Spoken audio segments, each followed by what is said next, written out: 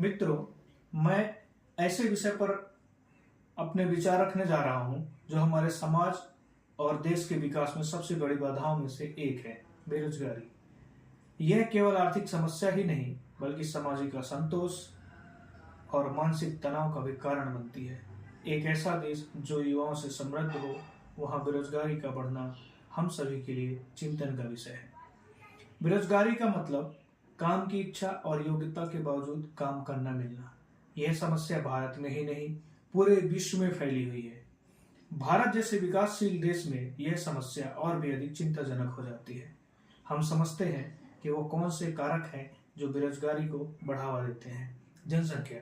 हमारा देश विश्व में जनसंख्या की दृष्टि से प्रथम देश है। हमारे देश में युवाओं की संख्या अत्यधिक है।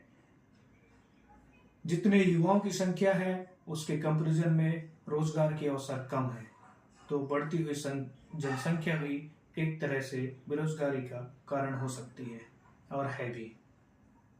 शिक्षा। हम स्कूलों कॉलेजों में देखते हैं कि हमारे शिक्षा में स्किल की कमी है।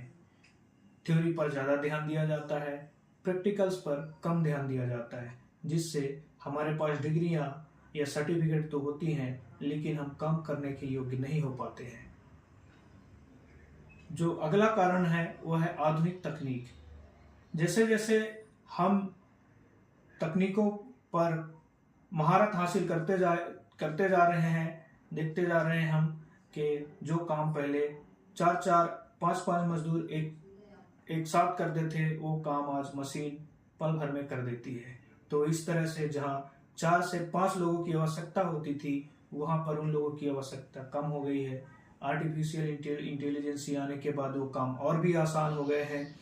तो इस तरह से रोजगार में कमी आई है।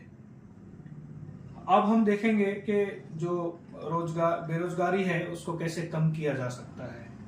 तो एक तो है शिक्षा में स्किल्स का डेवलपमेंट करके अलग से कोर्सेज जो स्किल्स को बढ़ाते हैं।